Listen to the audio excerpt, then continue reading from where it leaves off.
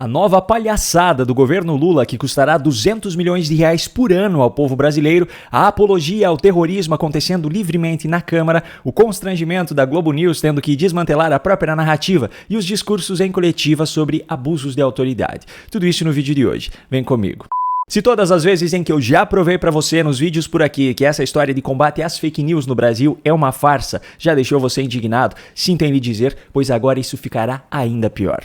Não basta agora termos que ver os integrantes do governo Lula e vários dos membros do judiciário falando o tempo todo que é preciso combater a desinformação, usando isso como justificativa para defender a censura, mas enquanto isso, eles mesmos espalhando informações absolutamente falsas. Agora teremos também que ver o nosso dinheiro, e muito dinheiro, sendo usado em mais uma verdadeira palhaçada. O governo Lula, em meio ao desespero para estancar sua queda de popularidade, escolheu nessa quarta-feira as 4 empresas vencedoras da licitação de quase 200 milhões de reais, o maior valor da história do executivo para o setor de comunicação, para um contrato inicial de 1 ano em que as empresas devem, de acordo com o edital, determinar tarefas como a implementação de soluções de comunicação digital e moderação de conteúdo e de perfil em redes sociais. A escolha das vencedoras da licitação não se deu pelos preços e sim pelas soluções propostas por elas para combater fake news. Segundo matéria do Poder 360, o governo havia determinado que cada uma das participantes da disputa apresentasse um plano de comunicação digital com estratégias e ações de combate à disseminação de informações falsas sobre temas referentes ao governo. Eis a lista dos vencedores com seus respectivos slogans. Consórcio BR e tal. Slogan: duvide, pesquise, denuncie. Fake news a gente combate juntos. Usina Digital. Slogan: fake news, não caia nessa.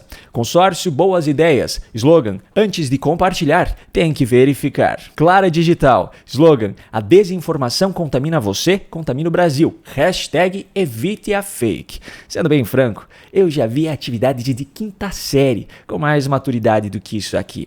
Enfim, gostando ou não, aparentemente a partir de agora, anualmente cerca de 200 milhões de reais do nosso dinheiro será usado para financiar esse trabalho de moderação para combate às fake news. Enquanto nós, cidadãos brasileiros e financiadores dessa palhaçada, continuamos testemunhando Lula contando mentiras como a de que o Brasil foi o último país a ter uma universidade, o último a abolir a escravidão, o último a garantir o voto feminino e o último a se tornar independente, a de que só em 2023 é que a igualdade salarial entre homens e mulheres foi garantida por lei, a de que o programa Casa Verde e Amarela pintava as casas todas de verde e amarelo, a de que a esquerda nunca tinha feito algo parecido com o 8 de janeiro, a de que os móveis do Alvorada haviam sumido, a de que o governo PT havia acabado com a fome no Brasil, a de que o BNDES não empresta dinheiro para quem não paga, a de que a ONU criou o Estado de Israel em 1948, a de que nos seus mandatos anteriores os juros para aquisição de máquinas agrícolas era de 2%, entre diversas outras. Mas não são desinformações apenas do Poder Executivo, não. Há alguns dias o ministro Gilmar Mendes, por exemplo, fez a afirmação falsa de que uma CPI para investigar atos do Supremo seria inadmissível e inconstitucional. O próprio Supremo fez uma afirmação falsa ao dizer que nas censuras aplicadas nas plataformas digitais, as partes, as pessoas afetadas, tiveram acesso às fundamentações das decisões. Bom, é melhor encerrar esse assunto, pois ele pode levar a um quadro de depressão irreversível. Separe aí o valor da sua contribuição para essa vaquinha e vida que segue. Já que eu falei em uma palhaçada, eu tenho outra para mostrar aqui também. Em uma audiência realizada pela Comissão de Legislação Participativa da Câmara dos Deputados, nessa quarta-feira, o objeto da discussão era a faixa de Gaza. Instantes antes do início da sessão, um elemento circulou entre as mesas distribuindo algumas folhas. Só que não é isso que chamou a atenção. O que chamou a atenção é a camiseta que ele estava usando. Não, você não viu errado. Esse elemento estava dentro da Câmara dos Deputados, circulando livremente, usando uma camiseta do grupo terrorista Hamas. O grupo que de forma premeditada executou centenas de civis israelenses e sequestrou outras dezenas em um ataque no dia 7 de outubro do ano passado, que desencadeou o atual conflito. Aliás, nesse mesmo ataque, os terroristas desse grupo decapitaram cerca de 40 bebês. Eu não consigo imaginar como um ser humano pode ser mais cruel e covarde do que isso. E aí agora, um elemento, porque de cidadão não dá para chamar, circula pela Câmara dos Deputados fazendo apologia ao que há de pior na humanidade humanidade, e ninguém vê problema nisso. E ainda pior, nessa audiência que teve a participação de representantes e defensores do povo palestino, não se fala que o responsável pelo que o povo palestino está passando em Gaza é o Hamas. Se defende a criação de um Estado palestino, mas não se fala que ao longo da história já houve pelo menos 5 propostas de divisão do território entre Israel e Palestina, propostas aceitas por Israel, mas recusadas pelas autoridades palestinas. Não se fala que o Hamas já deixou muito claro que não aceita em hipótese alguma negociar com Israel, fazendo com que não haja possibilidade de existir 2 estados lado a lado. Não se fala sobre isso. São fatos absolutamente ignorados para sustentar a narrativa de que Israel é o grande vilão da humanidade. Enfim, não dava para esperar nada de coerente em uma audiência presidida por esse deputado aqui. Declaro aberta a audiência pública da Comissão de Legislação Participativa destinada a debater a crise humanitária na faixa de Gaza e violações dos direitos humanos e do direito internacional pelo Estado de Israel. Sim, esse é Glauber Braga, marido da Sâmia e protagonista dessa cena patética de alguns dias atrás na Câmara. Muito bem. Isso. Olha isso, Paquelo. Deputado federal. Bom, deixando de lado agora esse assunto, vamos ao próximo, que é a Globo, porque pelo menos tivemos a chance de ver o constrangimento da Globo News ao ter que noticiar algo que desmanchou completamente uma das narrativas que eles mesmos haviam criado. Quando foi publicado pelo New York Times que Bolsonaro havia passado 2 noites na Embaixada da Hungria, nos programas da Globo News só se falava sobre isso, como foi o caso de Daniela Lima e suas convictas afirmações. Bolsonaro seria isso, né? Ele é uma espécie de quase de asilo político que ele tentou se autoimpor ali por 2 dias para ver se ia ter algum problema o fato dele ter convocado manifestação na Avenida Paulista. É disso que se trata e precisa ficar claro para as pessoas. O fato também rendeu fake news ao vivo na emissora, como foi o caso de Miriam Leitão, que espalhou a mentira de que embaixadas são territórios estrangeiros. Primeiro, o seguinte, o lugar pela Convenção de Viena, o local onde está uma embaixada é território estrangeiro, é por isso que tem essa inviolabilidade. Então ali é território húngaro. Então, ele descumpriu a ordem de que não saísse do país. Aquilo é uma forma de sair do país. Pois é, só que nessa quarta-feira, Alexandre de Moraes arquivou a ação sobre a estadia de Bolsonaro na embaixada por entender que não há evidência de que ele tenha tentado fugir ou de qualquer outra ilegalidade no fato. E a Globo News teve que noticiar isso ao vivo. O ministro Alexandre está defendendo que, de fato, as embaixadas elas estão sujeitas a leis diferentes.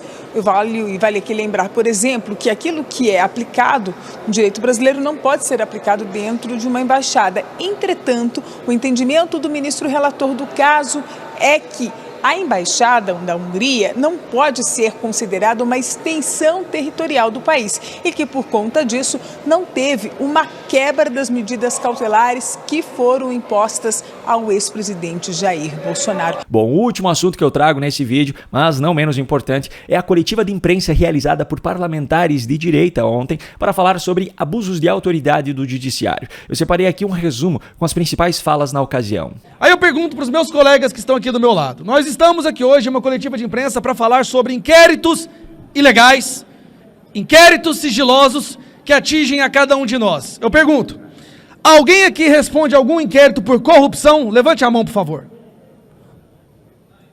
Alguém que está aqui responde algum inquérito por tráfico de drogas? Não?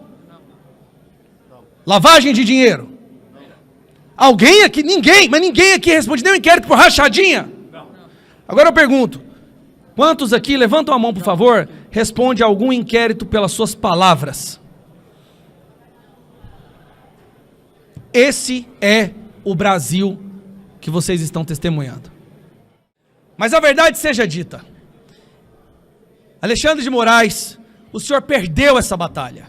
Se a vontade era de nos silenciar através do medo, da intimidação, o senhor perdeu essa batalha. A opinião pública já escolheu um lado. O Brasil já sabe que o Brasil é uma ditadura do judiciário. E nós temos agora que focar os nossos esforços em um passo crucial. Que seja aberta a CPI do abuso de autoridade imediatamente. Esses absurdos precisam vir à luz do dia. Pedimos que todos os sigilos sejam levantados. Sabemos que isso dificilmente acontecerá, meu amigo Otoni. Sabe por quê? Porque se for retirado os sigilos desses inquéritos, não só o rei ficará nu, mas todo o império ficará nu. Porque será vergonhoso para o mundo quando eles perceberem o que estava sendo feito nos bastidores, na escuridão do judiciário, para perseguir pessoas que não concordam com essa ditadura. Ninguém aguenta mais. E as pessoas às vezes perguntam, não é, André? Você não tem medo de ser preso pelo que você fala? Eu tenho medo de olhar no espelho e ver um covarde se eu deixar de falar aquilo que eu acredito. Assim como todos que estão aqui. Que eu seja preso está nas mãos de Deus, mas que os nossos filhos possam viver em liberdade. Está na hora de acabar. CPI do abuso de autoridade já. Obrigado. E aqui, o inquérito de Moraes, ele faz exatamente isso. Ele utiliza-se do seu poder para poder calar, para poder censurar, porque nós somos oposição. Se parlamentares não podem dizer o que pensam, muito menos o cidadão comum. E isso daqui que é o que de fato está em perigo. Porque pode passar a impressão de que nós estamos nos defendendo. Os parlamentares estão somente se defendendo das prerrogativas deles, mas não. Nós estamos defendendo, por exemplo, que o doutor Sebastião possa ter a sua liberdade nas redes sociais, para que você, no seu posicionamento, também faça isso da mesma forma. E por que esses inquéritos? Eles colocam em sigilo para poder pressionar e para poder amedrontar a oposição. Agora, olha que contraditório, Sargento Faur. Eles colocam o processo em sigilo, mas eles comentam os autos do processo em rede de televisão nacional. Essa é a grande incongruência. Para que colocar em sigilo, então? Abre-se os processos, para que todos, afinal de contas, os comentem. Então, quando nós colocamos isso daqui, é algo muito sério. Nós estamos clamando para que não somente as pessoas que já concordam conosco, mas para que os demais, presidente dessa casa, presidente Rodrigo Pacheco, e como mineira que eu peço desculpas, a omissão do presidente do Congresso, porque o que está acontecendo hoje é muito por conta da omissão, da frouxidão, da covardia de um homem chamado Rodrigo Pacheco. E eu tenho zero medo de dizer isso aqui. Afinal de contas, eu sei as consequências de ter homens fracos em locais de posições fortes. Que é isso que nós estamos vivendo. Enquanto nós estamos aqui na nossa liberdade de fala, tem pessoas sofrendo gravemente, com famílias gravemente sofrendo por conta de um revanchismo jurídico. Chega dessa censura, chega desses sigilos eternos e inquéritos eternos. Nós queremos liberdade para o nosso país e é isso que nós viemos fazer aqui hoje. Muito obrigado. Porém, a democracia é relativa. E como nós éramos felizes antes de ter rede social, e investigar a Suprema Corte é ilegal, inconstitucional. Sim, senhores, eles falam o que quer, desde que não sejam da direita e nem bolsonaristas. Eles falarão o que quiserem. Poderão entrar nesta casa e chamar o presidente desta casa de excremento. E nada lhes será feito. Por quê? Porque eles não fazem parte do espectro político. Antes de finalizar o vídeo, eu só quero lembrar você do curso de Inteligência Artificial e ChatGPT que eu venho recomendando ao longo das últimas semanas e que é uma ótima oportunidade para que você aprenda algo tão simples e tão valioso para ajudar no seu dia a dia.